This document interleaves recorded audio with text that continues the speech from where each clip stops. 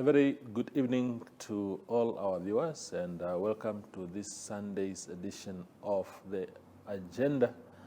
My name is Leon Jooste, your host, and tonight on the show we are very privileged to have the Minister of Public Enterprises, Leon Jooste, who is, of course, has been very busy at the Ministry of Public Enterprises, so busy that last week he surprised us a little bit by issuing a statement saying that the ministry will be converted into a directorate within the Ministry of Finance. He is here tonight to speak about that and related topics. Minister, thank you very much for making time. Good evening to everyone. Thank you very much for inviting me. So I love the opportunity to share. Wonderful, Minister. Thank you. So everybody was caught by surprise by that announcement, because we just thought we were now starting to get into the proper reform of SOEs, and then we hear the ministry is now going to be a directorate in finance. How did that come about? Yeah, so don't we love surprises, especially this time of the year. Exactly. So now you are right, and I can understand that. But in fact, you know, it should not be that surprising. So you may recall, however, that when the president, I think it was on the 16th of March last year, when he announced the new composition of the new cabinet. At that time, he at that time already said that this ministry will continue until its mandate is concluded, and it will then be dissolved.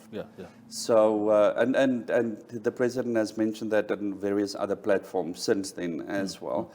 So the idea, and what he was referring to really there, the idea that we've mooted and that has come from the high-level panel on the economy, that our end goal is to commit to a holding company structure for our public enterprises.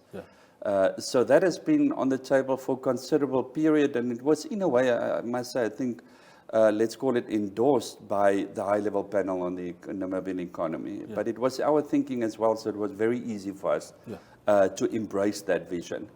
But then since then and lately, and considering just technical and governance aspects, as to realistically where we are, what needs to be done between now and the holding company, we discovered, in fact, that it actually makes a lot of sense to have this intermediate phase that we are now proposing, or have already committed to have those functions performed under the Ministry of Finance, rather than the Ministry of Public Enterprises as a separate entity. But Minister, now that is my difficulty, because the way, I mean, you deal with public enterprises every day, and you know exactly how difficult that space is at the moment, and how big that sector is for the Namibian economy in terms of how the economic role that the SOEs play, but also on the negative side, perhaps the amount of money that we pump into them, because they are not really, a lot of them are not performing very well. Is that a mandate that you bestow on a directorate instead of having it as a fully-fledged ministry? So I get that often now. So I think that's one of the concerns, and I'm not. But complementing your question, I think the concern and the impression is that we might be losing some of the traction that we're just starting to build now. When it becomes a directorate rather than a standalone ministry, and we do not think so. So I think Toivo, if you allow, let's take a step back. Let's just go back quickly to the beginning. Beginning meaning when this ministry was started, and what we found. And where we are now, I think that's extremely relevant to this discussion. So when we were created, so our task was a bit of a carte blanche, which I really appreciate from the president. So he wasn't too confined and too specific on the mandate at that stage. You know, basically, he said, in other words, he said that, look, you need to transform and reform restructure, in fact, was his words. Public enterprises, do research and come and tell us what needs to be done. So the first thing, as you know, it's now water under the bridge, but we discovered a highly flawed governance ownership model. You know, the dual governance model. We spoke about that endlessly. So we then conceptualized this now well-known hybrid governance model, which we have implemented. Yeah. It took too long, I must admit, because we had to wait for the new legislation, which was only activated on 16 December 2019. Yeah. And then we all know what happened in March the following year when COVID hit us. Yes. So I must say the implementation of that has slightly delayed or been delayed because of that. But within that period, we also finalized around 15, there are more, but major policy documents, guidelines, and so all the we call it the governance infrastructure. So all the various governance tools that are required now to facilitate this transformation.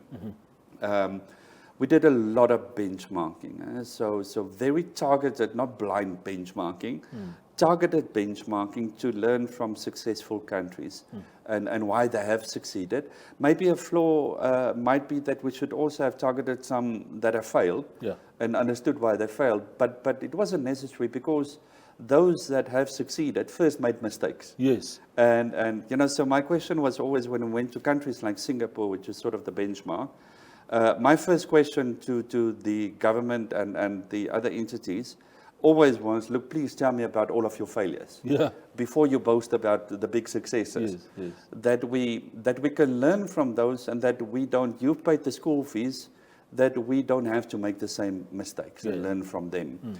So Toivo, that strategy worked, and it has allowed for us to really jump some of the steps that other countries had to take intermediately. So that's very important to realize that. So we gathered all of the data and we conceptualized all of these various policy instruments. There are one or two of them still on its way to cabinet now, which are fundamental. But then in the implementation, and these are just hardcore governance principles. Yeah. And this is really now the conversation as to why the department and why under finance. So at the moment, the only flaw we have, and this is reason why in many other countries, in fact most countries, you do not have a separate ministry like ours. Yeah.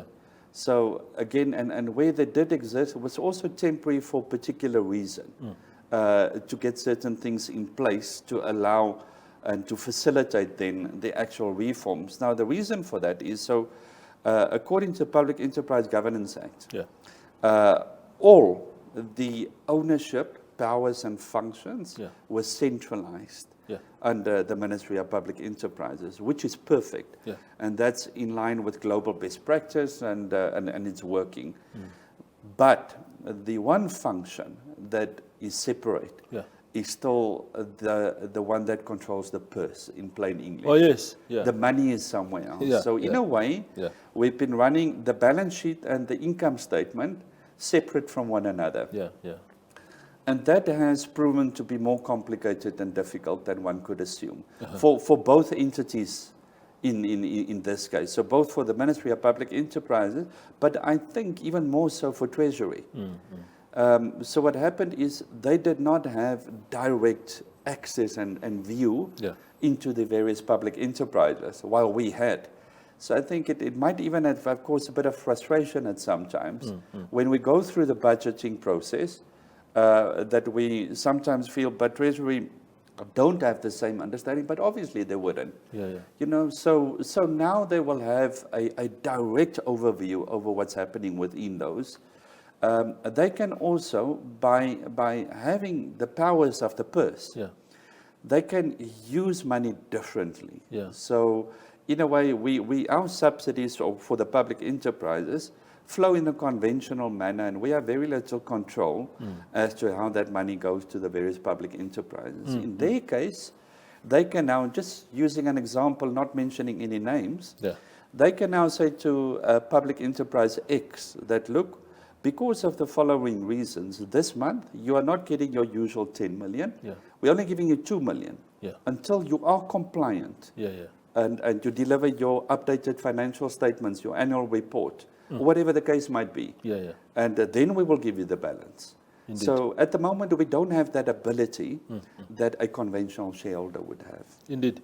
What timelines are we looking at, Minister, in terms of really eventually migrating to finance? Yeah, so I think realistically, I think, and we had several meetings with finance already on this. The ideal handover date, hard handover date, would be the first day of the new financial year for government, which is the 1st of April. So, Toivo, I don't think it's unrealistic. You know, there are some minor administrative issues that need to be sorted. But I don't think there are any major issues that can't be overcome within this period. So it's a very controlled process over the next few months. Yeah. Just again on this thing, because and I know I sort of asked you this question just a while ago, but I still need to understand. So in 2017-2018 financial year, I was just looking up some things. The budget allocated overall to SOEs, whether in terms of subsidies or guarantees, was 12 billion. That's a lot of money. Sure. And I'm just looking at this thing, Minister, and I'm saying a directorate within a ministry that is a ministry whose mandate is actually totally different. It's finance, treasury, Minister Shimi, or whoever will be the minister still of finance going forward. They have their ball on something else, generally speaking. Now there is a directorate within the ministry, and it's supposed to handle these reforms. And I'm just thinking the weight that is attached to this thing as opposed to what it was when you had the ministry as you do now. I just thought really that when a ministry, maybe a minister like yourself, you know, give out a directive to SOEs, the board, to board chairpersons, and say, look, going forward, this is how we want us to do A, B, and C. It's an authoritative voice coming from the minister and from the ministry. Understand. From a directorate minister, who will listen to a director of some sort? I understand exactly what you're saying, Joy. I'm happy, you know, in some way, I think hearing that concern, it also shows in an indirect way that I think over the last 6 years or so, we've built some confidence that as a ministry, we are, although I know it's taking time and people are anxious to see the positive outputs, but some confidence that we were obviously headed in the right direction, you know. So, but again, let us just go through and for me to respond accurately to that. So yes, it will be a directorate. And so all of the processes that are now currently up will continue. And like I say, if we had a lot of time, I could explain every single guideline, every instrument, the various platforms we've created. The way we are using technology now is absolutely incredible. So we have already launched a financial information system, which is web-based.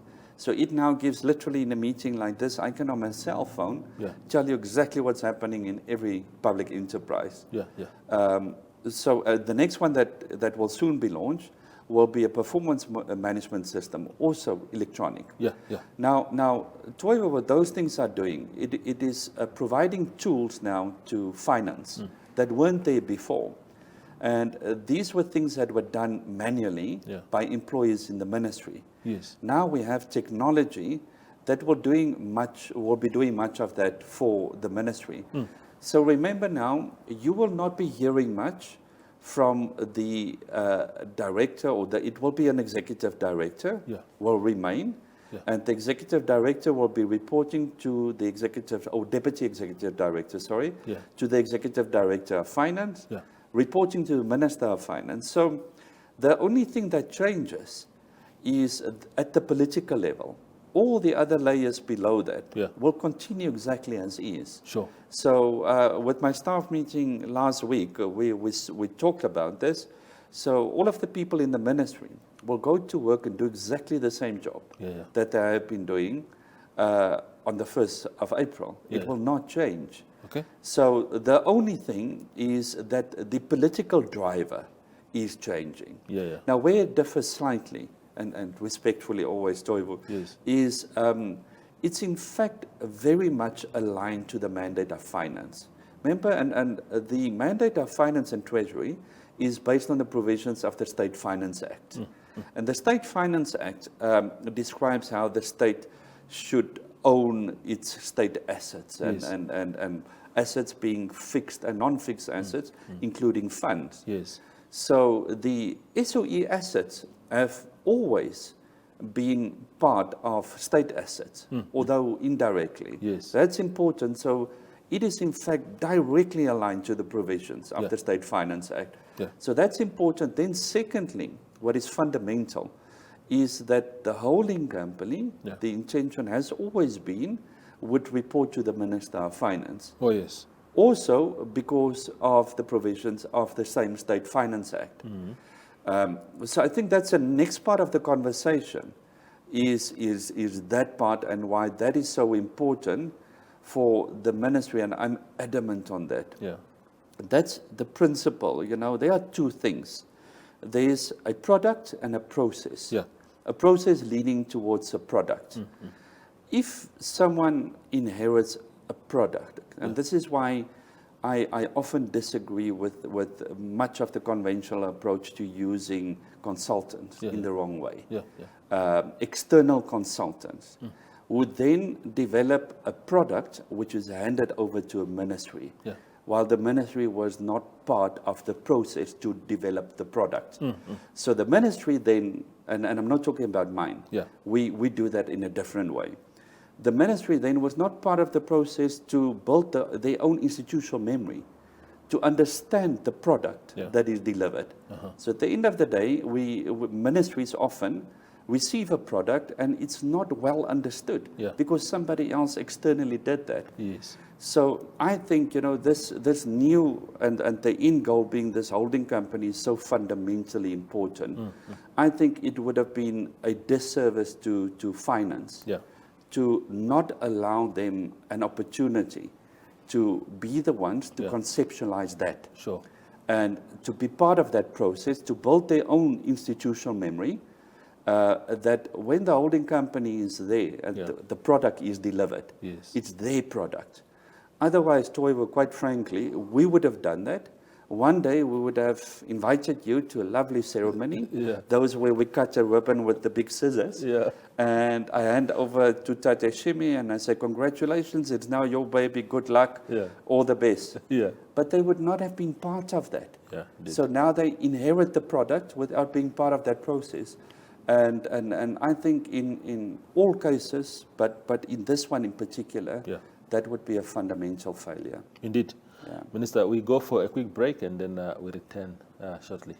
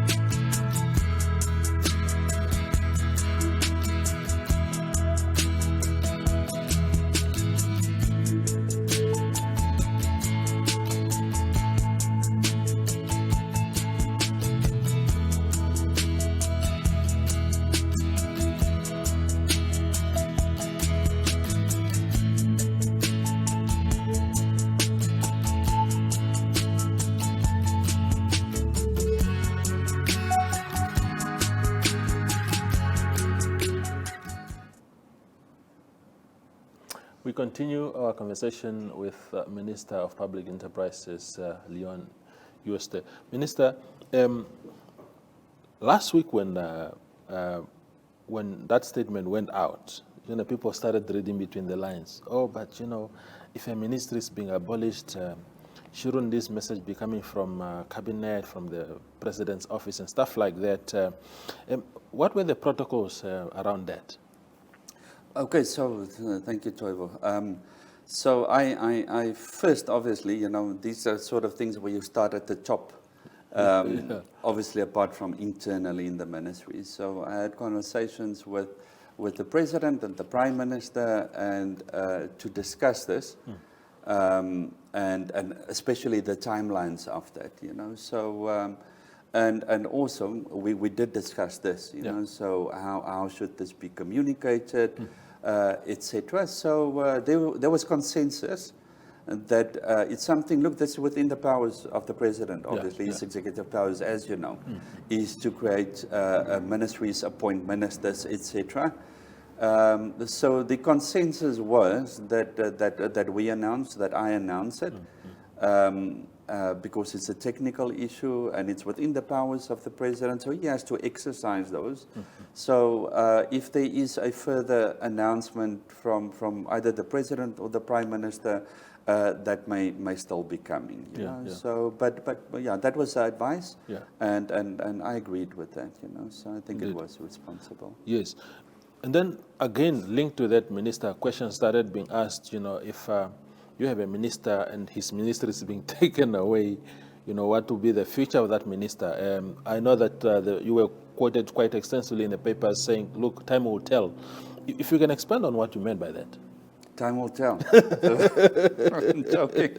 No, you know, Toivo, and I said to in another interview yesterday the same thing. You know, at the moment, this was, I'm completely convinced it was the right decision for the right reasons. So my focus and priority is now entirely on that.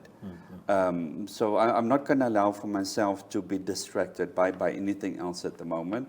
We need to see this through and see that it's done properly. And the last few items, like I said, there are one or two items that still has to go to cabinet. I need to see that happens and those are concluded.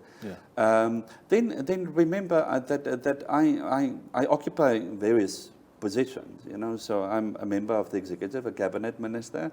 Then I'm a member of parliament. And then I'm also a member of the central committee of the ruling party. You know, so again, we've not, there's been no conversation really around that.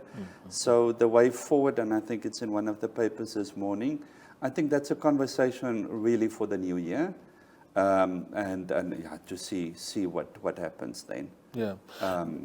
Does it unsettle you in some way? I mean, of course, I know that there are, maybe being a minister is not such a big deal to you like it is for many of your peers in cabinet, but obviously you want to plan your life also somehow. You want to know, okay, Mr. President, you are taking away this mandate from me. Where do you shift me? How do I plan my life going forward? What is the conversation like? Let me tell you, and this is actually probably a bit of a joke. Already I recall towards the end of 2015 already, when we had done some research and benchmarking, I at that time already had a meeting with the president. So I just want to rectify, so this is not there's not a director from the president. So to make it clear, so then already I explained to him what we had discovered and what a potential way forward would be. At that time, the hybrid governance model and potentially what that more or less would look like. And then together with that, what we discovered in Singapore, Malaysia and other countries, and global best practice, which is this holding company model that works so well. And I joked at that meeting, I recall it so well. I said, I might become one of the first ministers to recommend myself out of a job one day.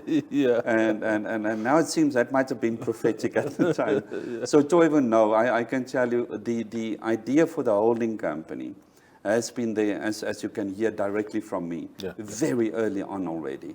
When the high-level panel, they did their work independently. And like I said, I was really, I suppose, relieved in a way when they made their recommendations to cabinet, and it actually included the same thing. So from their own research and whatever work they did, they obviously, for the same reasons, discovered the same thing and proposed the same thing. Yeah, yeah. So it was never something that originated from the president. Yes. So to my mind, personally, and when I was appointed, remember the president also always at that day, Yeah. he said he's appointing me in that position until the mandate is concluded. Yeah, And mandate now effectively referring to that. Yeah. So I was always hoping to have, we approved the high-level panel recommendations in cabinet, Yeah.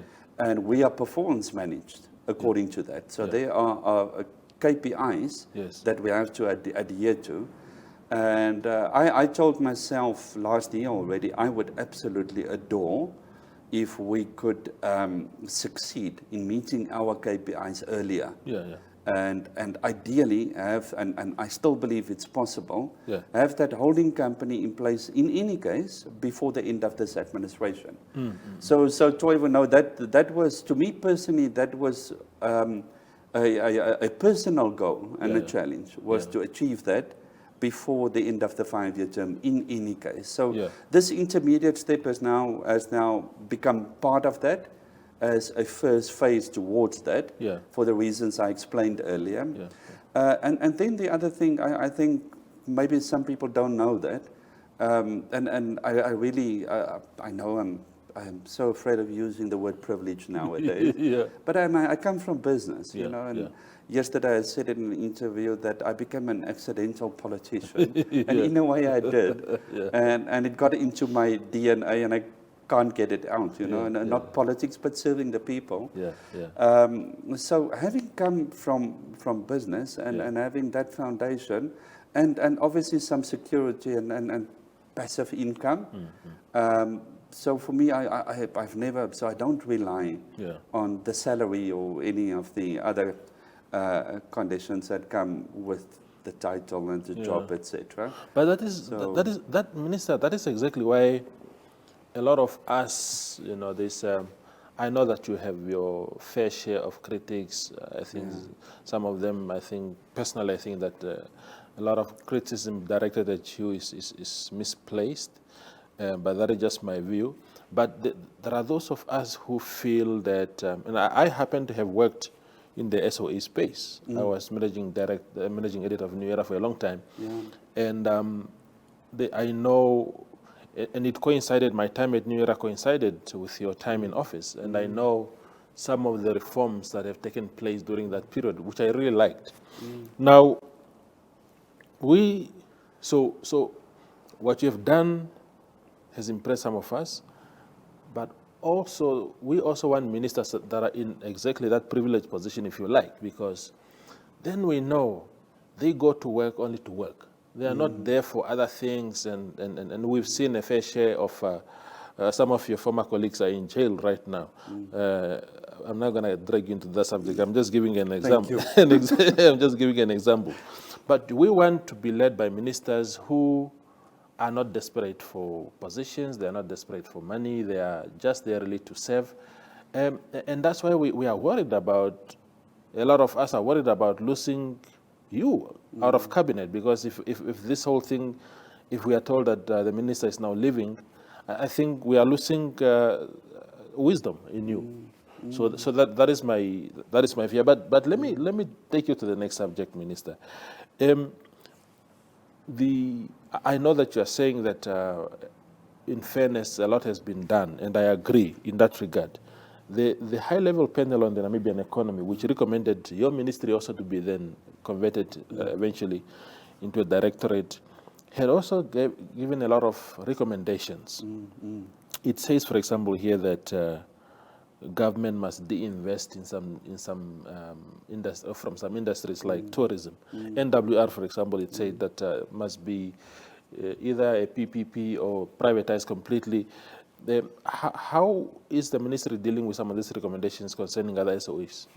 Lovely. Now we get to the juicy bit. Yes, the juicy bit. No, thank you, Toyo. So I'm extremely happy that you're asking that. You know, so that opens the door for me to explain something. Yes. So, two very critical items that are now on its way to cabinet. We're running out of cabinet cycles now because December is approaching way too fast. Yes. But if it doesn't go now, it will be the first cabinet next year. Yeah. So the first one, it's probably, to my mind, after the hybrid governance model and the law, then the most fundamental thing we would have done in this entire period. And that is the public enterprises ownership policy. That's a heavy piece of equipment that we're taking to cabinet. That really, in short, describes how, when, and why the state should own public enterprises. So it was not aligned necessarily to the high-level panel. So we did not take that document and design a policy to implement that. But now that the policy is complete, and it is completed, so it's literally going to cabinet now, it does in fact allow for the implementation of those recommendations. So it again, in a way, affirms that what those people did at that time was very much in line with our thinking. So that one is critical. So it will contain all of those principles and explain, like I said, the how, when, and why. On top of that, and I think this is what the people have been waiting for, will be the actual public enterprises transformation strategy. So that will be a document using the principles contained in the ownership policy and implementing those principles for each particular public enterprise. So, and then so for each public enterprise in that strategy will be particular recommendations.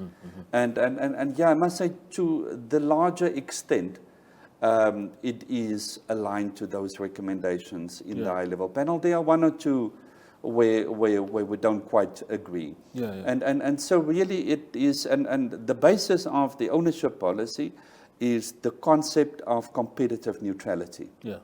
So basically saying that the state should not compete with the private sector unduly. So public enterprises should exist where the private sector cannot deliver a product or a service for whatever the reasons may be. And to address, so that is addressing market failures. A quick, wonderful example. When NTC was started in 1994, there was no private sector investor that was willing to take the risk to provide that service in Namibia. They were saying the economies of scale were too small. They didn't have enough confidence in this new democracy, whatever the case may be. So government had to do that. So can we imagine if government did not do that, how far behind in technology advancement we would have been? Now the success story of that. So the success story of that, Toivo, is we had to do that, and we did it, and we did it well. And the end of that was that we listed NTC a week ago on the stock exchange. And so by listing, we are effectively saying that, look, we have unlocked that opportunity, provided that service, and we can now exit in a controlled, responsible manner that sector and allow for private sector to continue with that. So it's not government's job to create jobs and to grow the economy. It is the private sector's responsibility. We have to provide the environment for that. So again, if we were to compete unduly with our own private sector, then the question should be, is that to the benefit of our economy? And the answer would be, in most cases, no. Indeed. Now, before we go for another quick break, Minister, just give me a sense of the, so what is likely to happen? I know that there's a lot of conversation still to take place as far as where should the state be, in what sectors should the state still be involved, and whether there's enough appetite also from the private sector to occupy the gaps that exist. But what is the ideal situation as far as the involvement of government in business is concerned? Do we want to be as minimal as possible and allow the private sector to thrive in that space? Or do you want to adopt, for example, the Chinese model, which is more of a, government institutions dominate the economy? So it's interesting. I'm happy you referred to the Chinese model. Yeah. And you know, the philosophy being socialism with Chinese characteristics. Yeah, yeah. So the interesting fact is that China, they are churning out more dollar billionaires than any other country in the world. Yeah. That cannot not happen in a conventional socialist system. So again, and they dominant, their SOEs are involved in very particular sectors, and only in those sectors. You know, so they're not in every single sector in the country. In some extent, maybe in various others, but not in as a monopolistic enterprise. You know, so. Again, I think we need to be very clever in the way we design this in our own economy, you know, and we also adopted a similar model. Again, the end game should be what is best for our economy. So if we can quantify all of these, we can quantify that. So having the state, and let's talk about monopolies. Yeah. So I think a good example, just coming to mind now, would be our electricity sector, where we've had NamPower as a monopoly all along. And I must defend NamPower. We are extreme. I know we pay too much for our electricity, and that is the impression. But we've not had any blackouts. We are not experiencing the damage that neighboring countries are due to insufficient and unreliable electricity. So we must give NamPower and government by implication credit for that. But has that monopolistic position served the consumer and our competitiveness as a country to industrialize and attract large foreign investment or even local investment? Has that really served us well? And I think we all know the question to that. So some degree of competition within that sector, as we are now seeing with the independent power producers that are coming up and renewable energy and etc. I think again the end goal should be lower, more competitive tariffs.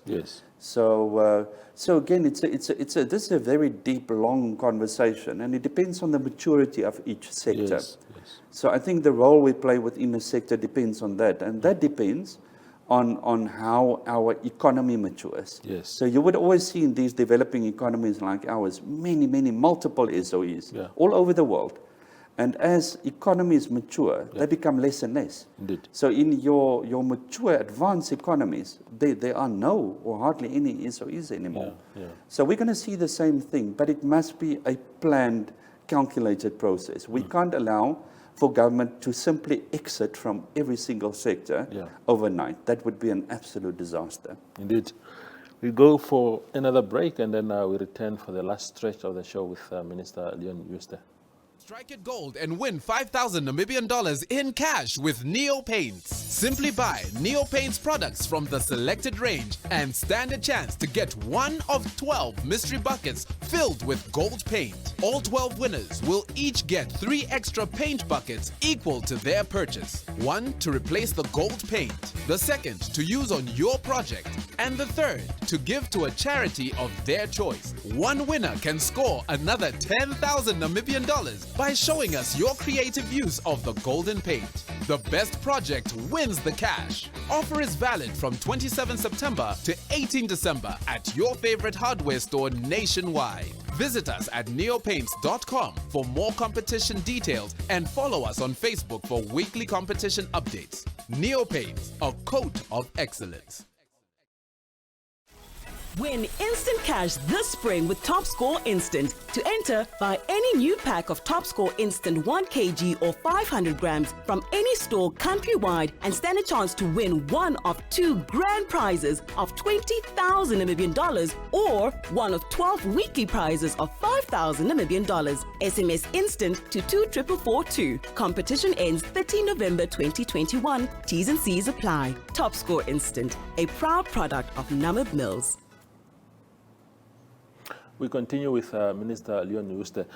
Minister, one of the things that you just said before the break was where the state may exit some industries. And this phrase is always taken with so much suspicion and mistrust by people. They think that government should be involved in every sector, and if you are de-investing, that somehow we are selling out and stuff like that. Those are the kind of phrases that you see every day. Which brings me to the Namibia situation. I know that you have extensively addressed these questions for so long, but I think it's still very important, because I suppose the conversation of Namibia came back in the discourse again, public discourse, when Fly Namibia was launched recently. And people have always been, saying, yeah, but why is it not ironic that somehow when our national airline dies, then a private entity rises? And I know that you had to address questions of people saying, oh, but do you have an interest in that company and stuff like that. At what point, Minister, did government realize that this was it? We have to cull Namibia. Okay, so first of all, I think, and now not being prophetic, but I predict the following. What I've learned one of the things I've learned over the last few years, I've learned a lot about human nature. Now, by design, all of us, I'm not pointing a finger, all of us, it includes you and I. Yes. We resist change. Yes, very much. We do. So even when you're in a bad situation, and someone says to you, like maybe you have health issues, and someone says to you, Toyo, you've got to stop drinking or drink less, not accusing you. Eat healthy and exercise. You believe that, it's better for you, but you are going to resist that. So it's the same in any type of reform that a government wants to do. And I don't think it's unique to our country. So whoever does my job, and I think if it was someone else, he or she, would have received the same pushback. Maybe a different narrative attached to that. Mine always had a very specific narrative attached to that, which I understand, But we should not be upset about that. So this will always be the case. So mark my words. It will always be a challenge, and we need to, if we are convinced it's the right thing for the right reasons, we really need to push that through. And it's going to be painful for a few individuals. So someone always has to take the blame for these game-changing decisions. So let's be honest. Our economy, and now, your people, again, human nature, you only remember the latest pain, not the ones before that. So we are all now obsessed in a way with COVID and what it's done to us and our economy in particular. We are forgetting that before COVID, our economy was in a recession. So we are challengers. Before COVID hit us already. So obviously COVID's not made it any better whatsoever. So I think the conversation we were having, conversations, and I can tell you in Namibia, was on the first agenda of the Cabinet Committee on Treasury in May 2015 already, was the Namibia issue. So the narrative of the conversation was and is, until the end, it is the nice to haves versus the must haves. There was a time when our tourism industry relied largely on the influence of Namibia. Enormously. I come from that industry. So I was one of the people that, from private sector point of view, always defended Namibia. Although it was loss-making. It was loss-making, and it's always been loss-making. But it attributed to a net profit for an industry that was an immature, growing industry at that time. And the reason was that Namibia was, for a long time, the only direct long-haul connection we had with our European source markets. It was vital to grow that beautiful industry. But again, the economy has matured in the meantime. Multiple other airlines entered and competitors and took business away from Namibia. So the argument for Namibia changed completely. So what was, after independence and until recently, an absolute must-have became a nice-to-have. Yeah. And it's nobody's fault. And together with that, so it's a bit like, let's compare it to a private business. It's a nice-to-have for a business to have their own jet, for obvious reasons. Yes. But if that business can't afford it, or if they don't need it anymore, they should let go of that, because it's an expensive asset to operate. Exactly. Airlines are the same. So, however, the difficult decision when we took the final decision was in that reality, and saying that, look, we have an economy that we now need to turn around. We knew exactly how much money in Namibia needed at that time. We really quantified that accurately. Yes. We also accurately quantified let's call it the damage, if we were to take the decision to liquidate in Namibia. And we took a decision based on those facts and the reality that a must-have became a nice-to-have. And that is, and I know there's been a tremendous amount of collateral damage. And in particular, from government and me as an individual, our heart goes out to the employees that are affected. Yes. But we serve 2.5 million people. We don't serve 700 people. So we can't take a decision for 700 people that would compromise the economy of 2.5 million people. It's a very good way to put it. Very good way to put it, Minister. So, and again, just because you took the flag and you hinted earlier on as to the narrative that has been framed against you. Just how collective, put on record, Minister, how collective this decision was.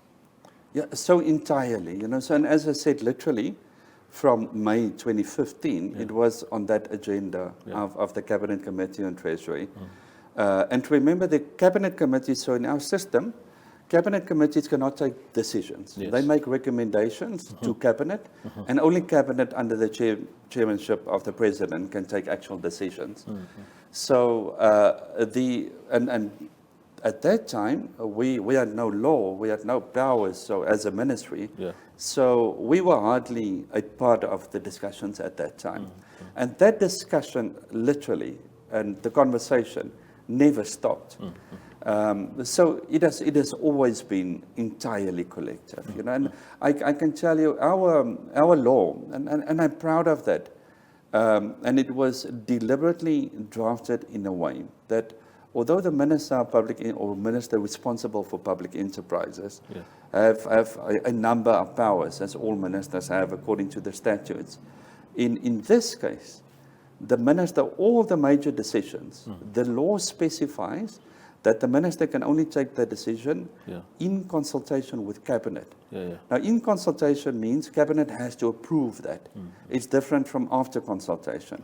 After consultation means we simply go to Cabinet and whatever, you can still do your bit. So it really creates a checks and balances, but binds the minister to a collective decision-making principle.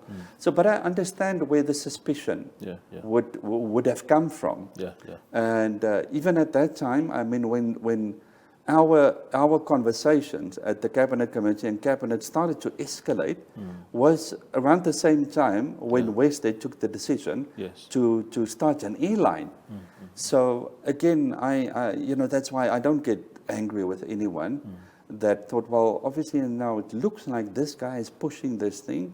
At the same time, we hear all of these allegations that he has shareholding together with some apparently other people in this company. So therefore one could understand how some people would put those two together, and then recently they rebranded. But it's, again, so from government side, other than the licenses and whatever approvals that were granted under the Ministry of Works and Transport, there's absolutely, anybody's free to start an airline. And I think Westgate at that time had existed for about 50 years, if I'm not mistaken. So obviously they were in a space where they were going to do that regardless of what happens to Air Namibia. In fact, and I mentioned that in a statement, a very lengthy statement. So actually dig that out one day. where the allegation started. And I declared that, yes, they did in fact approach us and the Ministry of Finance before they took that decision. And what they said at that time, proactively, I said, look, we are potentially planning, West Air, to start an airline. Wouldn't there be space for conversation for us to consider doing that together with Air Namibia, rather than becoming a competitor for Air Namibia? And that conversation was never entertained. Yeah. So we, in a way, if I must admit, we closed that door. So it never took place any further. So it was not a surprise when that happened. Yeah. The final question then to you, Minister, is, you know, when you are leading a ministry that you lead, and when you are presiding over a very messy sector of SOEs, where only a number of them are really doing well, tough decisions have to be made. How often did you have to restrain yourself, or maybe not restrain yourself, but give second thought to some of the hardcore decisions that you need to make, decisions that are benefiting all of us, essentially, but because of the demographics and perceptions and your background and your racial grouping, there's always, everything that you do is taken with a pinch of salt. People think this is a white man who is serving white interest. You've been accused a lot of that, at every turn of that. How often did you have to sort of retract or sort of pull back a little bit, just so that you also protect yourself? Because, I mean, at the end of the day, you are human. So I think, again, your question should probably be if I ever did not feel like it. However, I'll be blunt on that. And this is a message to now, I suppose, the Minister of Finance, but anybody, any leader in this country. And let me be more specific and refer to political leadership. If there is anybody now or in future that occupies an office and is not willing to sacrifice him or herself and their popularity to take the right decision, regardless of the pushback and the political capital and you name it, that will come with that, I'm being blunt, that person should not be in that position. So there was never one occasion where I did not do something because I was afraid of the impression it would create based on the question you asked.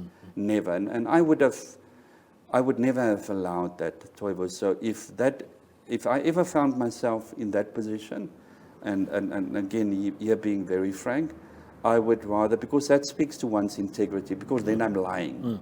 Then I'm deceiving the public, I'm deceiving the cabinet, and I'm deceiving my president.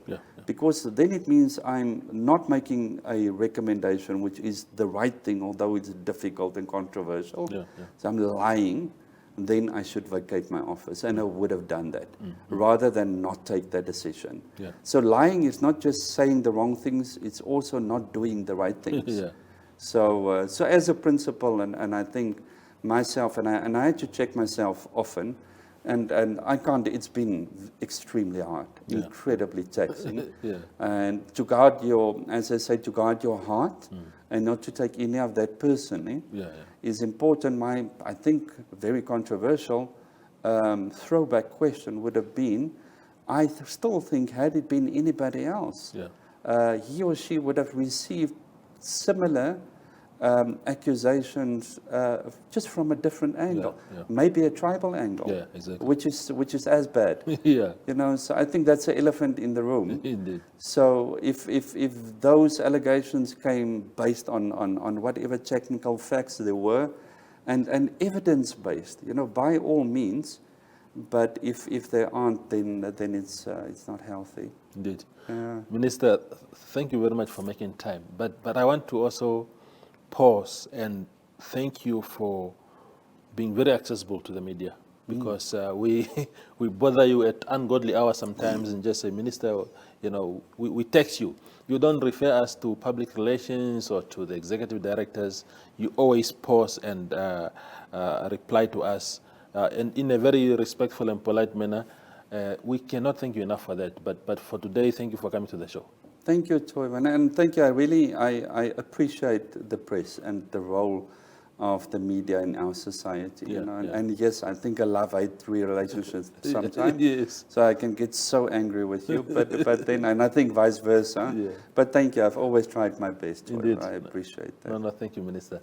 That was, or that is Minister of Public Enterprises Leon Jooste speaking to us about plans to transform his ministry into a directorate in the Ministry of Finance, and of course his work in that sector of the economy. Thank you for watching and have a lovely evening.